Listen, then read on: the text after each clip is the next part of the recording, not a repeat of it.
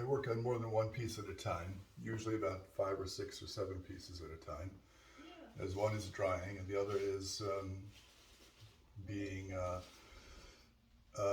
developed, coming forward, whatever it's doing, appearing before me on the canvas, makes my hands do what it does and makes my brain do what it does, and coordinates with my eyeballs to produce the results. Whatever that process is happening on 5 or 6 pieces in the studio at any time. And since we all have bodies, let's celebrate them because, I mean, that's what you come in with, that's what you go out with, and you got nothing else except whatever animates that. You know what I'm saying? Whatever animates that.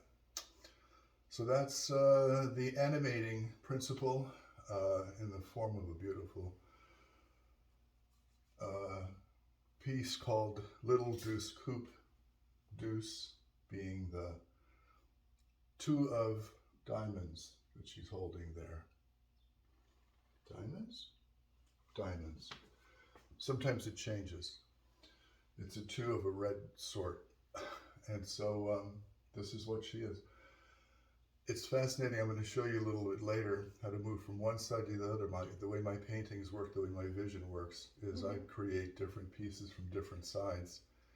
And you could walk around it, and no matter where you're looking, where you're coming from, it's almost like a prismatic effect. It's making it visible to your eye, as if the perspective, your position to the real person has shifted. And so that's what you're really pulling up. And so I consider the surface of the picture plane, as a skin, a very permeable membrane. I can't get through it, but I can pull things out from the other side and put them on the skin of the picture plane. And that's the surface that I call canvas, but it's a world. And it's a murky world at first, but it's very, very vibrant. It's the world of our unconscious, your unconscious, our universal, metaphorical and realistic unconscious, full of iconography and symbolism and power. Your power is deep inside, and I'm bringing it out. And all you got to do is look at it. The longer you look at my pieces, the longer you look at this piece, the longer and the deeper and farther you go inside the world you live in without realizing it, because you're seeing things clearly for the first time. It's translated from how I've analyzed the visual world. Having lost my vision, I had to relearn how to see. How do you see perspective? How do you see color? How do you see comparative position of this thigh to that forearm, to that breast, to that nose, to that hair, to that card? I'm showing you, and you're feeling it. Your eye is feeling it and hearing it, the breeze in the window, and sensing it in all these ways, because I'm pulling it through, because I had to figure it all out. The more I enjoy painting that through, the more it becomes magical in a very realistic, scientific, explainable way. And all you have to do is spend 5 minutes, 10 minutes, your heart's content looking at it.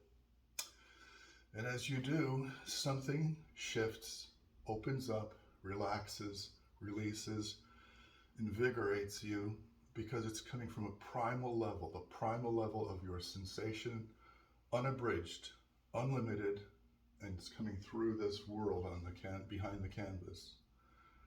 So that's how all my pieces can be viewed. But I'll show you later how you can you walk around it, and you'll be quite surprised that no matter where you're coming from, when you're near this leg is going to be nearest to you, and her head will look very far away. And I'll show you. And as you walk around it, her head will be very close to you, and this leg and foot will be so far away, but nothing actually changes. And I'm not doing a trick in the camera.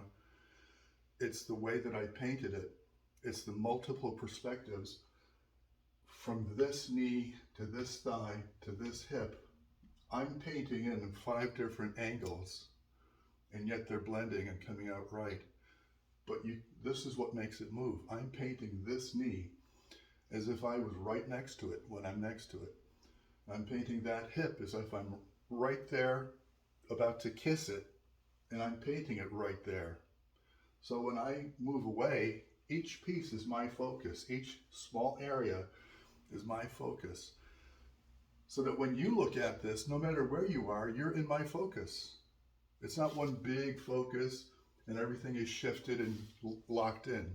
And I've never seen that in any other painting. You can go look at whatever you want. Caravaggio, Da Vinci, Picasso, they don't do it. Maybe they needed some visual problems to clue them in on how it works, like the Impressionists all had. That's true. So anyway, have fun.